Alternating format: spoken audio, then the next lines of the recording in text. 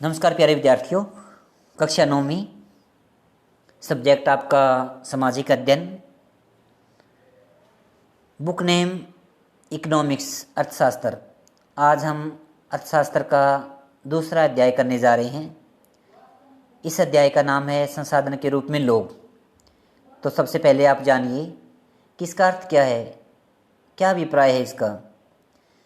प्यारे बच्चों, संसाधन के रूप में लोगों से अभिप्राय देश की कार्यशील लोगों से है, जो कार्य में क्या संलग्न हैं, जो लगे हुए हैं, जिनमें क्या है पूरी निपुणता और योग्यता है।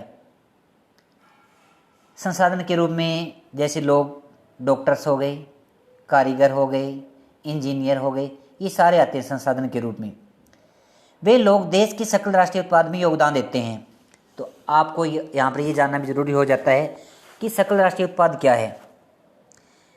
जैसे हमारे देश भारत के अंदर एक वर्ष में कुल उत्पादित वस्तुओं, भाई एक वर्ष में कितनी वस्तुएं उत्पादित की है, उनका जोड़ और सेवाओं के मूल्य को सकल राष्ट्रीय उत्पाद कहते हैं। और उत्पादक को यहाँ पर 3 श्रेणियों में बांटा जाता है, प्राथमिक, द्वितीयक और तृतीयक।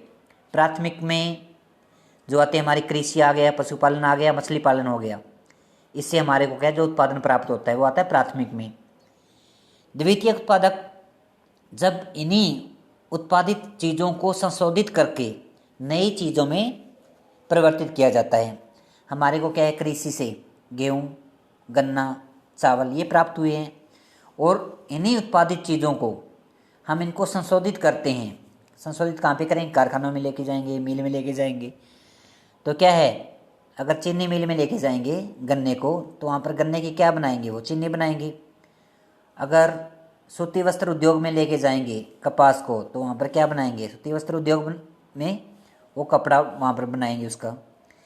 ऐसे ही राइस मिल लगा लो, आप गेहूँ कहीं पर लेके जाते हैं तो आटा बना देंगे, डबल रोटी बना देंगे। ये आता है द्वितीयक में। तीसरा बहुत ही ज़्यादा इंपॉर्टेंट है कि तृतीयक उत्पादक। ये उत्पादक वस्तुओं का निर्माण तो नहीं करते, कोई वस्तुओं का निर्माण नहीं करते हैं ये, परंतु जो अन्य उत्पादकों के लिए सेवाएं प्रदान करते हैं। जो अन्य उत्पादक है उनको सेवाएं देते हैं। बैंकिंग है, ये बैंकिंग सेवाएं देता है। परिवहन से क्या होता है? एक स्थान से दूसरे स्थान जाना, सेवाएं प्रदान कर रहा है ये। डॉक्टर वगैरह हो गए, वकालत हो गई, ये सारे किस में आते हैं? ये आगे आपकी तृतीयक उत्पादक के उदाहरण है। तीनों उत्पादक आपको अच्छी तरह से समझ में आ गए होंगे। अब इस अध्याय में ये जानेंगे कि बेरोजगारी किसे कहते हैं। इस अध्याय में ज़्यादातर यही क्वेश्चन पूछे जाते हैं कि बेरोजगारी में, मौसमी बेरोजगारी, प्रचंड बेरोजगारी, ये आते हैं लगभग। तो बेरोजगारी ऐसी दशा जिसमें मजदूरी की प्रचलित दरों पर काम करने के इच्छुक लोगों को रोजगार नहीं मिलता। प्रचलित दर क्या होती है? जो न्यूनतम मजदूरी होती है, जैसे 60 रुपये है हमारी, एक मजदूर की एक दिन की जो है मजदूरी वो 60 रुपये है। वो 60 रुपये में काम करने के लिए राजी है, परंतु उसको क्या है, रोजगार नहीं मिल रहा, मजदूरी नहीं मिल रही है वहाँ पर। तो वो क्या है? बेरोजगारी है वो। मौसमी बेरोजगारी, जो क्या है हमारे को मौसम के अकॉर्डिंग काम मिले। जैसे एक व्यक्ति एक कारखाने में काम कर रहा है, अगर वो कारखाना 6 महीने तक चलता है और आगे उसको पास कोई काम नहीं रहता है, तो वहाँ पर लोग क्या करेंगे? उस मजदूर को वहाँ से निकाल देंगे, और जितने दिन उसने काम किया है उतने दिन की उसकी मजदूरी मिलेगी। 6 महीने वो क्या है, खाली रहेगा। तो मौसम के अनुसार काम मिलना। अगर जो 2 महीने काम नहीं है, फिर भी क्या है, उसको मजदूरी नहीं मिलेगी। जितने दिन उसने काम किया है उसको उतनी ही मजदूरी मिलेगी। आगे आता है प्रचंड बेरोजगारी। यह छुपी हुई बेरोजगारी है। इसमें एक काम पर आवश्यकता से अधिक लोग लगे होते हैं। जैसे हमारे खेत में आजकल लगा लो, आप खेत में खोदी निकालनी है, तो 1 एकड़ में, 1 किल्ले में 3 व्यक्ति क्या है वहाँ पर वो काम कर सकते हैं, और वहाँ पर हमने लगा दिए 6। तो अतिरिक्त कितने लगा दिए? 3 व्यक्ति भी कर सकते थे वो काम को, हमने 3 अतिरिक्त लगा दिए।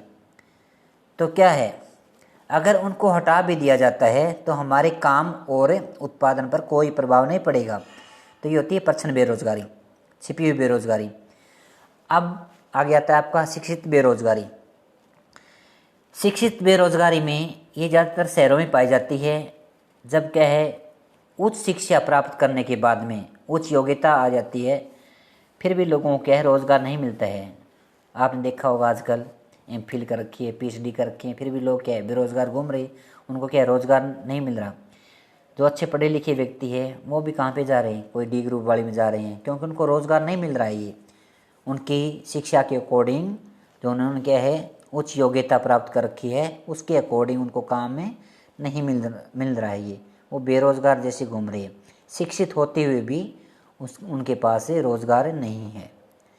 तो बेटे इस लेसन में हम ये भी जानेंगे कि मानव पूंजी निर्माण में स्वास्थ्य की भूमिका बहुत ही ज़्यादा इम्पोर्टेंट मानी जाती है। जिस मनुष्य का स्वास्थ्य सही रहेगा, जिस मनुष्य का स्वास्थ्य सही रहेगा तो उसकी उत्पादक दर भी उच्च होगी और इससे अधिक आय प्राप्त होती है, क्योंकि वो अधिक काम करेगा, पूरी लगन से करेगा। ठीक है, अधिक आय से न केवल स्वस्थ लोगों को ही लाभ पहुंचेगा, जो अप्रत्यक्ष लोग हैं वहाँ पर भी क्या है, उनको फायदा होता है। अब हम इसमें जानेंगे कि मानव संसाधन उपयोगी क्यों है, वो इतना महत्वपूर्ण क्यों है मानव संसाधन। ये देश और व्यक्ति दोनों के विकास के लिए मानव संसाधन बहुत ही अधिक महत्व है। देश के लिए भी और व्यक्ति दोनों के विकास के लिए मानव संसाधन का होना बहुत ही ज़रूरी है।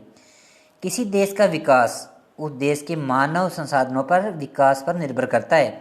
अगर कोई देश विकास कर रहा है तो वो किसके ऊपर कर रहा है, मानव संसाधनों के विकास पर उस देश का विकास हो रहा है। जिस देश में पर्याप्त मात्रा में उच्च शिक्षा है, किसी भी देश में लगा लो जहाँ पर क्या अच्छी शिक्षा है, प्रशिक्षित लोग हैं, वहाँ उत्पादन अधिक मात्रा में होता है। ठीक है, आगे समझ में आपको। तो बेटे आपने इस अध्याय में संसाधन के रूप में लोगों के बारे में पढ़ा